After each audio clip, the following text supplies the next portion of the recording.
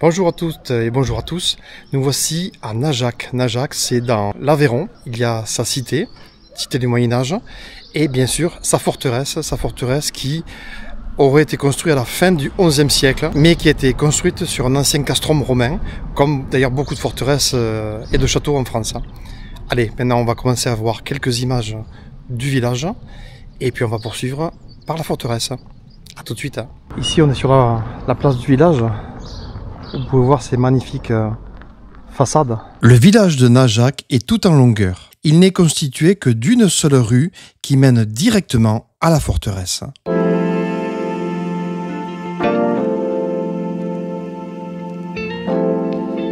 Il y a des maisons bien sûr à pans de bois. C'est vraiment superbe, typique du Moyen-Âge.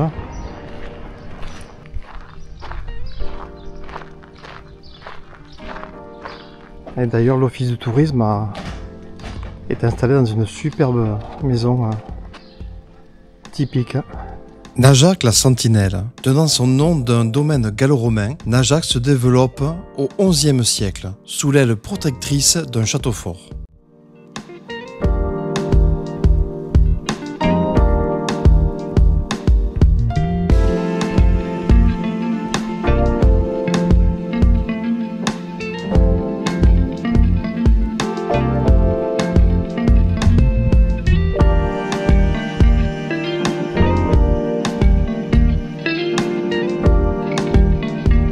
Il y a vraiment des façades magnifiques.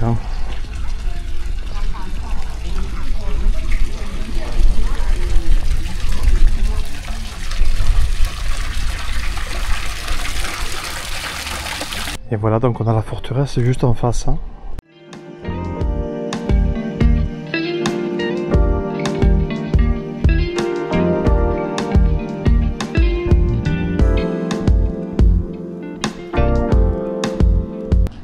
Très joli balcon. Avec ici la croix occitane. Et ici on dirait un oiseau, je sais pas, mi-homme, mi-oiseau, c'est bizarre cette sculpture.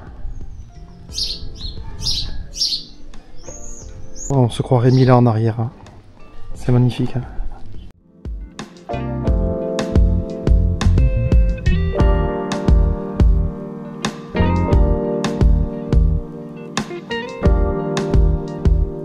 Alors je sais pas si c'était la boucherie ça, avec la tête de bœuf. Très joli ça. Au milieu du XIIIe siècle, au lendemain de la croisade contre les Albigeois, et alors que les terres du midi de la France se couvrent de bastides, le bourg de Najac, dont le positionnement est stratégique, est réaménagé par le comte de Toulouse, Alphonse de Poitiers, frère du roi Saint-Louis. Najac devient alors une ville de pouvoir, siège de la sénéchaussée du Rouergue.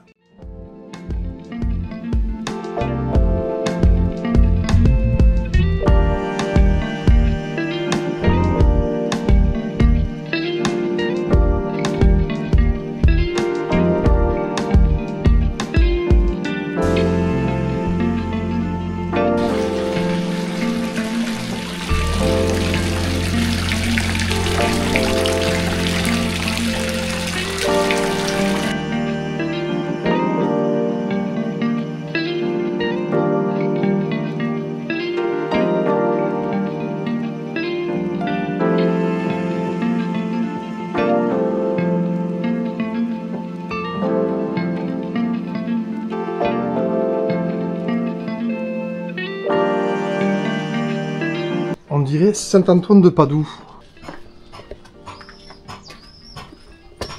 Bien caché.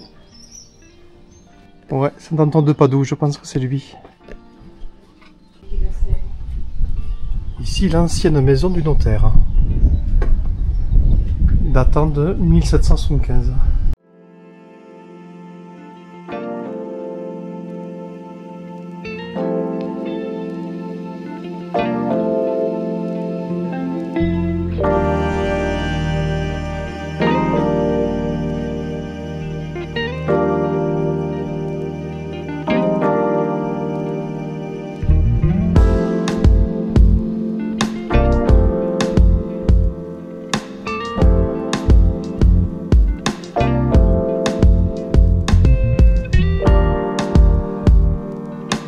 oui, il y a un panorama assez génial sur la vallée là.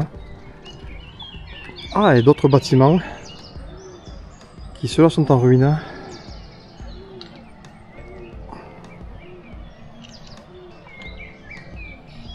Et là-haut, la forteresse.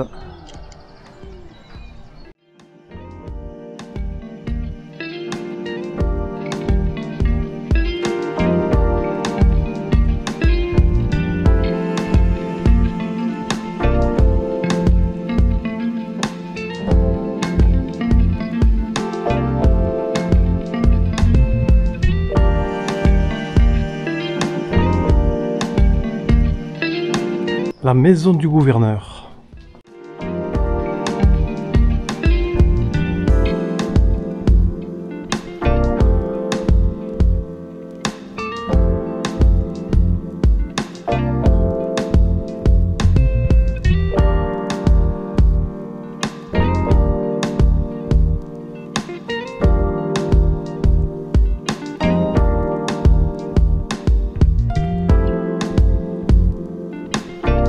Des travaux considérables y sont réalisés afin d'asseoir l'autorité royale et développer des échanges.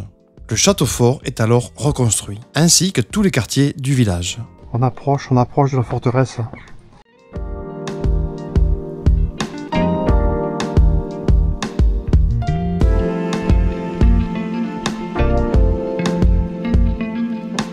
Je pense que ça c'était l'une des portes. L'une des portes, parce que je pense qu'il y en avait plusieurs.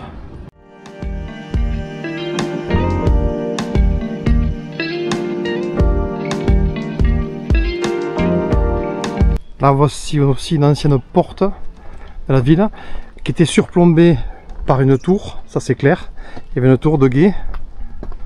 Il s'agit de la porte de la Pique, datant du XIIIe siècle. Cet ouvrage défensif contemporain du château fort, édifié par Alphonse de Poitiers, faisait initialement partie de l'enceinte qui ceinturait la ville jusqu'au XVIIIe siècle.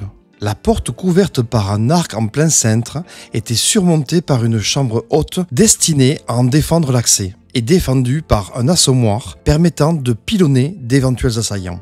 C'est magnifique. Et nous on va aller directement à la forteresse.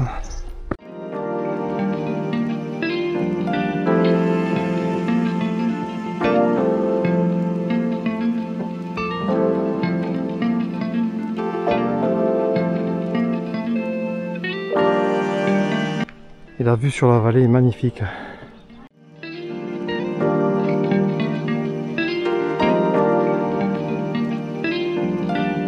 Là on arrive au gros des fortifications. Avec l'épaisseur très importante de la muraille.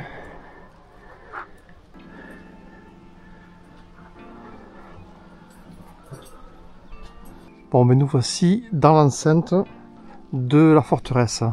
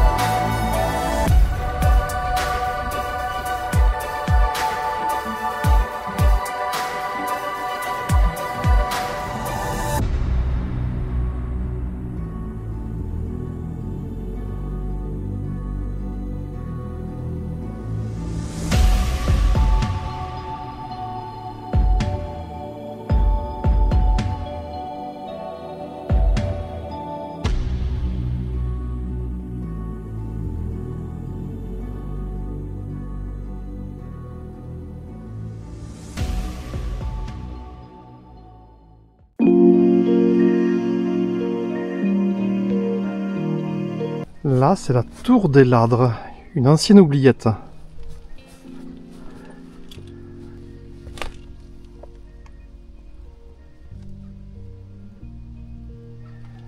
Il y en a qui ont dû avoir de sales moments ici. En 1271, Najac et le comté de Toulouse sont rattachés à la couronne. La ville connaît alors, et pendant tout le Moyen-Âge, une aisance économique.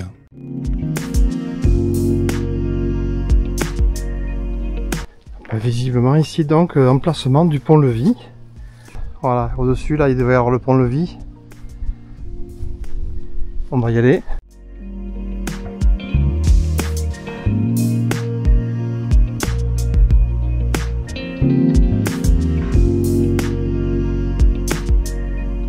Voilà, donc je suppose que ici il y avait l'ancrage. Ici et là, l'ancrage du pont-levis. Il faut s'imaginer ici une fortification avec le pont-levis.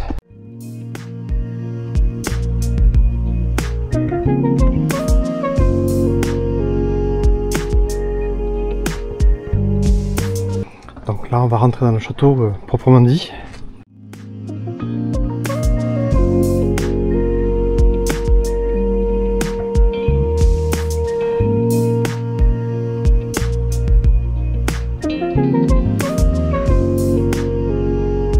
C'est pour ça que les châteaux étaient sur un point culminant.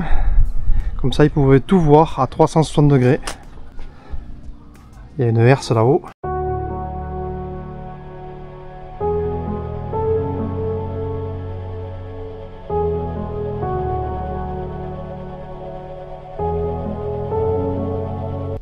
Ah, il y avait une pièce là.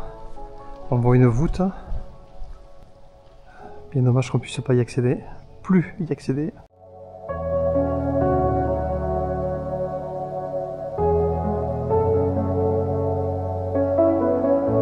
Ah, ça c'était un puits.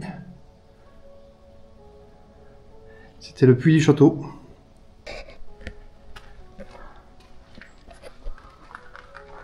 Ah, il y a une superbe voûte. Ah, c'est magnifique.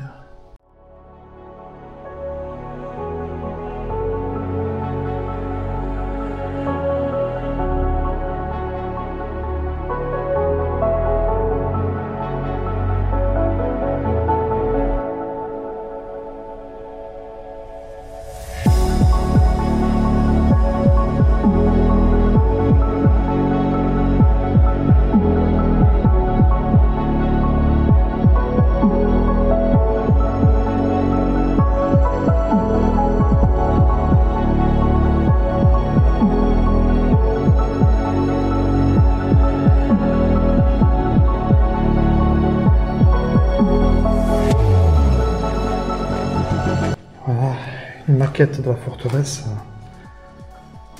lors de sa splendeur.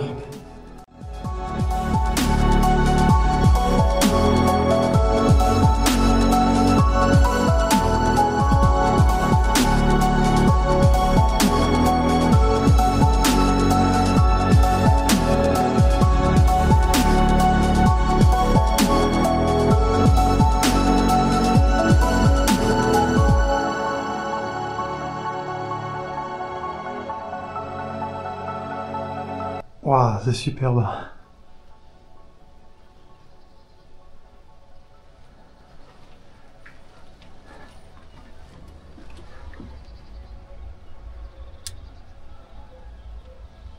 Ah oui, vous pouvez voir jusqu'en bas.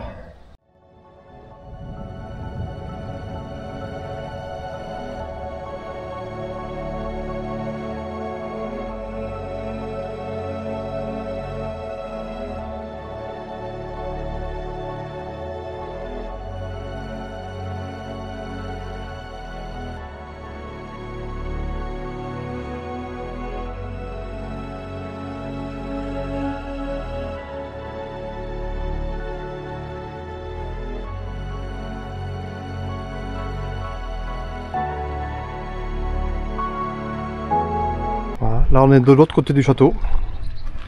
Donc vous voyez la vue impressionnante. Hein. En 1348, la peste noire décime la population de Najac et ralentit considérablement l'économie dans le Rouergue.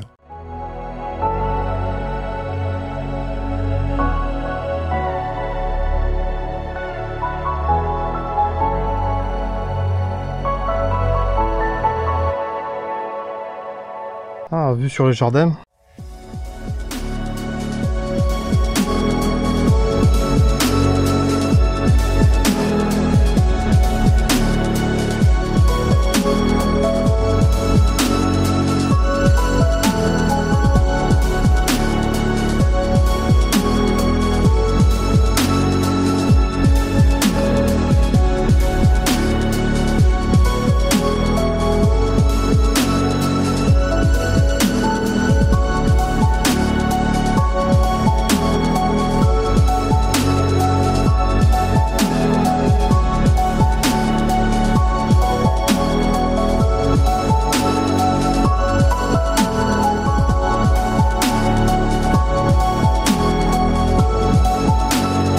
Entre 1362 et 1368, et conformément au traité de Bretigny, la ville est occupée par l'armée royale anglaise, jusqu'à ce que la population ne massacre la garnison qui stationnait dans le château.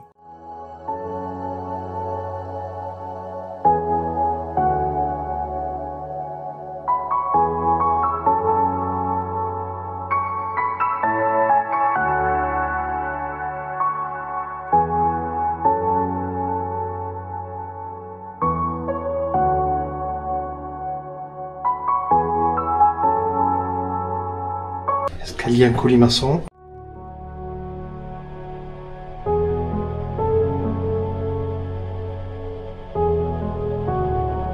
Elle est magnifique cette salle.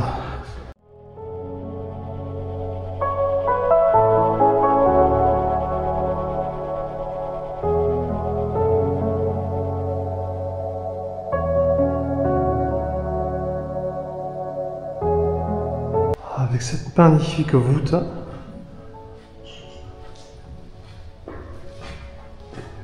Une voûte qui donne au tournis. Toujours ces ouvertures défensives. Toujours. Là on est encore plus haut.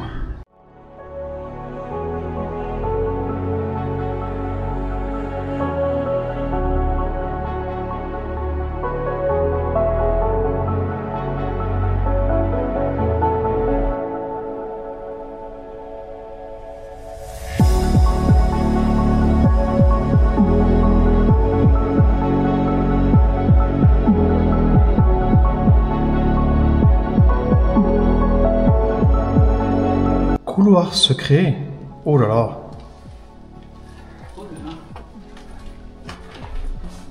C'était le chemin de ronde, je pense, surtout.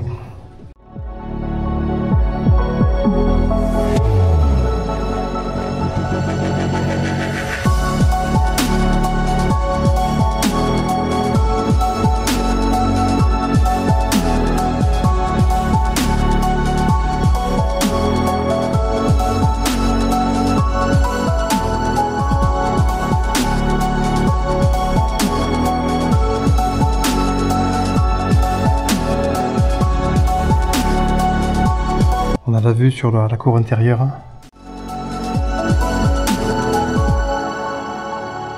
Ah, il y a un escalier qui monte encore. En 1589, les Huguenots occupent Najac et se livrent au pillage. Poussés par la faim, ils sont finalement chassés du château par la population.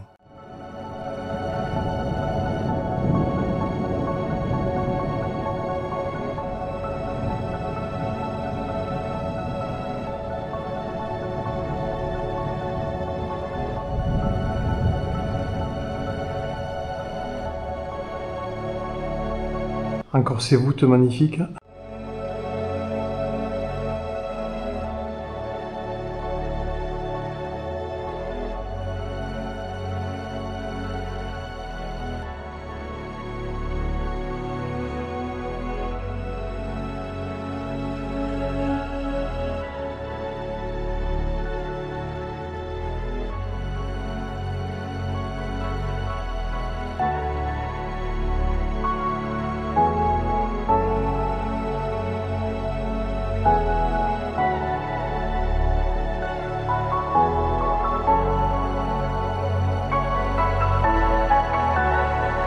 Donc on va continuer à monter de l'autre côté.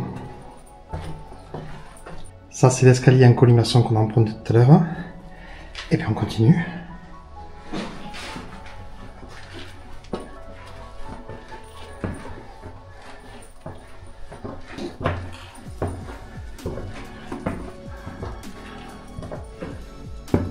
Ah oui, c'est la salle où on était tout à l'heure. Très joli. Avec sa voûte.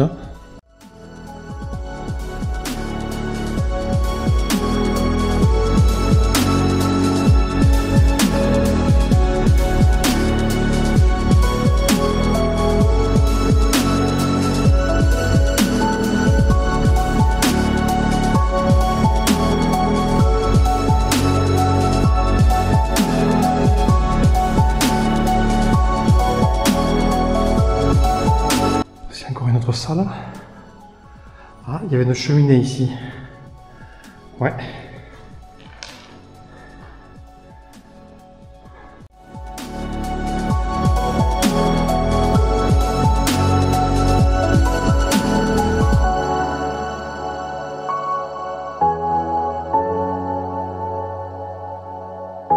En 1643 éclate la révolution des croquants. Ces paysans pauvres et affamés occupent Najac et Villefranche de Rouergue. Ils sont arrêtés puis condamnés à mort pour l'exemple.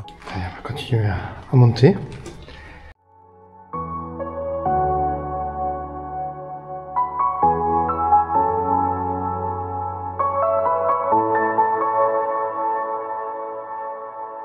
On voit l'usure des marches qui parfois ont été renforcées.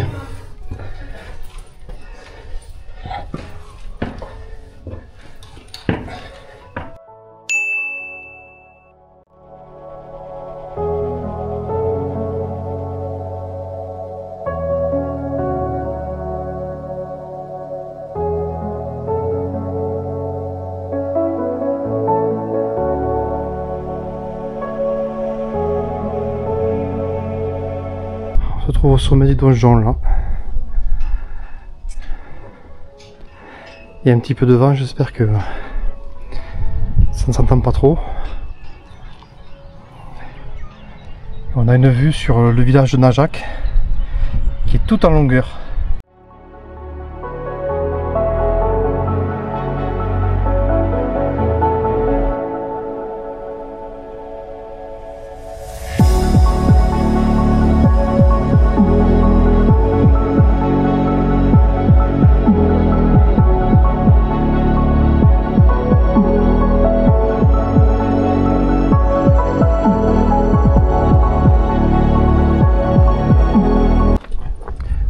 Voilà, donc on est redescendu, on est au niveau des jardins, enfin, ce qui est aujourd'hui les jardins, ça n'a pas dû être tout le temps comme ça. À la Révolution, le château est livré au pillage. Le monument est heureusement sauvé de la destruction. Au milieu du 19e siècle est aménagée la ligne de chemin de fer, dont une section passe sous le village. Puis, le phylloxéra ruine l'économie viticole. La Première Guerre mondiale, puis l'exode rural modifie singulièrement les pratiques artisanales et agricoles.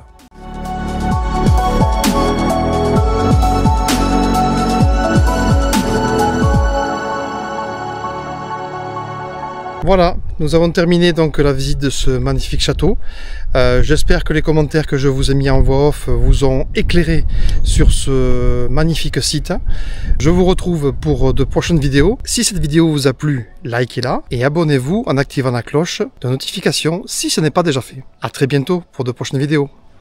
Au revoir.